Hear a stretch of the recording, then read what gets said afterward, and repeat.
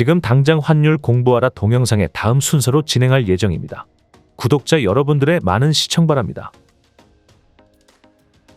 오늘은 마지막 시간으로 환율 변동이 경제에 미치는 영향의 사례에 대해서 공부합시다. 플라자 합의란 1985년 9월 22일 미국 뉴욕에 있는 플라자 호텔에서 G5 경제선진국 재무장관, 중앙은행 총재들의 모임에서 발표된 환율에 관한 합의를 가리킵니다. 당시의 회의는 미국의 제안으로 소집됐습니다. 지금은 선진 7개국 모임인 G7 또는 20개국 모임인 G20이 해마다 열려 재무장관들이 수시로 만나지만 당시로서는 매우 이례적인 만남이었습니다. 그때 미국은 경제적으로 큰 어려움을 겪고 있었습니다. 미국은 높은 인플레이션으로 인해 1970년대 말부터 강도 높은 통화 긴축 정책을 시행했죠. 시중의 달러화가 줄어들자 달러화 가치가 급등하는 현상이 나타났습니다. 게다가 미국은 레이건 대통령의 조세감면 정책으로 무역수지 적자 확대와 재정 적자를 동시에 견뎌야만 했죠. 미국, 영국, 프랑스, 독일, 일본 등 5개국 재무장관들은 이 회의에서 협조 개입을 통한 달러 약세 유도라는 그전까지는 듣지도 보지도 못한 비밀 합의를 했습니다.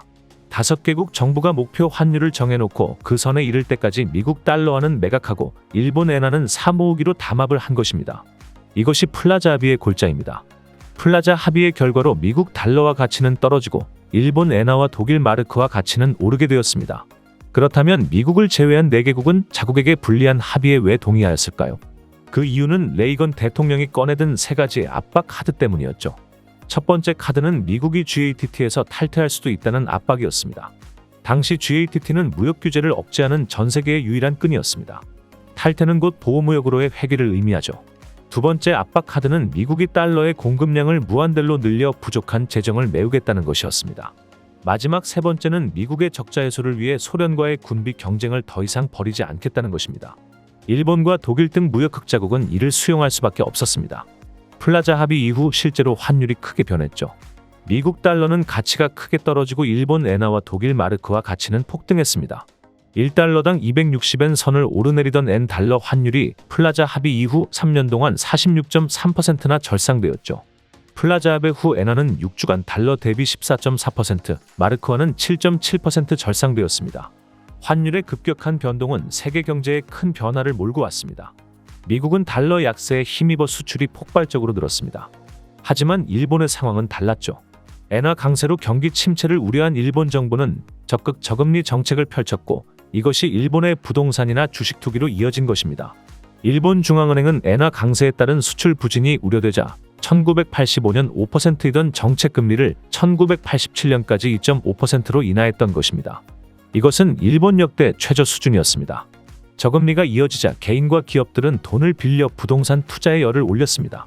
또 엔화 가치 상승으로 구매력이 높아지면서 일본 기업들과 국민들은 세계적으로 투자를 하면서 순자본 유출이 일어났죠. 대표적으로 미쓰비시가 록펠러 센터를 사들였고 일본 국민들은 세계를 여행하며 높아진 구매력으로 소비를 즐겼습니다. 하지만 일본 정부가 부동산 버블을 우려해 긴축에 나서면서 부동산과 주식의 가치가 폭락하였습니다. 일본 정부는 1989년 이후 급격한 금융 긴축을 단행하고 1990년 부동산 관련 대출 총량 규제를 시행했습니다.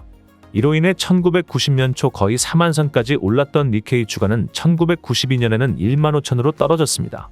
땅값 또한 1989년과 1992년 사이 50% 이상 떨어졌습니다.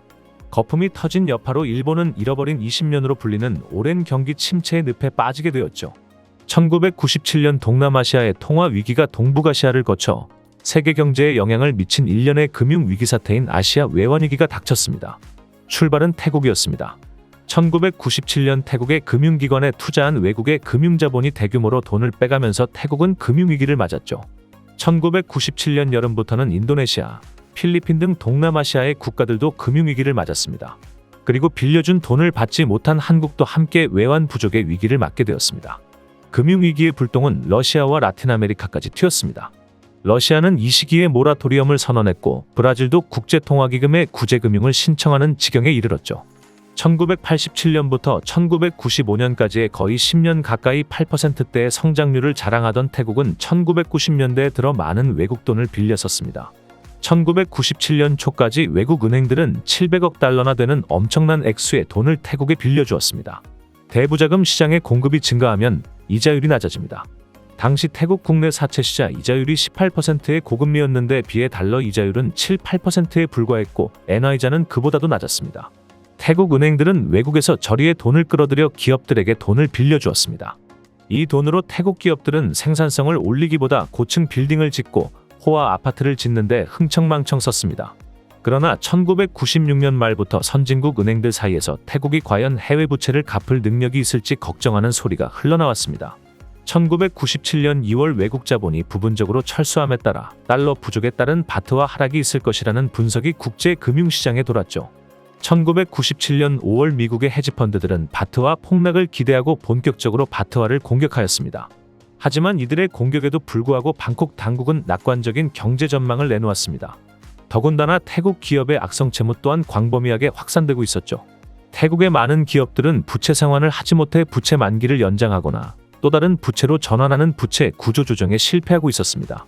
그리고 중앙은행인 태국은행은 1996년 5월 경제성장 전망치를 당초 6.7%에서 5.9%로 하향 조정했고 태국 정부는 부실 금융기관을 회생시키기 위해 구제금융을 퍼부었습니다. 그럼에도 불구하고 부도가 꼬리에 꼬리를 물며 이어졌습니다. 태국은 주력 산업인 섬유와 신발 산업에서 만여 명의 실업자가 발생했으며 주가가 1996년 최고치에서 60%나 하락하였습니다. 일본 엔화절하가 주가 하락의 가장 큰 요인이 되었습니다. 태국은 달러 자금을 유치하기 위해 달러의 바트화를 묶는 고정환율제를 채택했기 때문에 엔화 하락에 직접적 피해를 입었던 것입니다. 태국을 비롯한 동남아시아 지역은 엔화 경제권으로 분류되었습니다. 값싼 엔화를 무기로 일본 제품은 동남아로 밀려들었고 일본으로 가는 태국 제품은 상대적으로 비싼 가격일 수밖에 없었습니다. 당연히 태국은 수입이 늘고 수출은 줄어들었습니다. 그 결과 태국의 무역 적자가 눈덩이처럼 불어났던 것이죠. 태국 경제의 가장 결정적인 치명타는 헤지펀드의 공격을 방어하느라 외환 보유액에서 엄청난 자금을 꺼냈었다는 점입니다. 사실 태국 정부의 보유 외환은 마지막 보루였죠. 외국 자본은 태국을 빠져나갈 태세를 보였고 이를 막기 위해 외환 보유액은 바닥이었습니다. 1997년 6월 27일 태국 중앙은행은 마침내 16개 금융기관에 대해 영업 정지를 명령하고 합병 및 구조조정 계획을 제출하라고 지시했습니다. 1997년 7월 2일 마침내 태국 정부는 외환시장에서 바트화와 달러를 바꿔 시장을 떠나는 투자자들의 투매를 견디지 못하고 고정환율제를 포기하고 변동환율제를 택했습니다. 그 여파로 바트화는 일주일 만에 60% 이상 폭락해 뱅크런이 이어졌고 태국 위기는 말레이시아와 인도네시아를 거쳐 한국까지 전염되었습니다.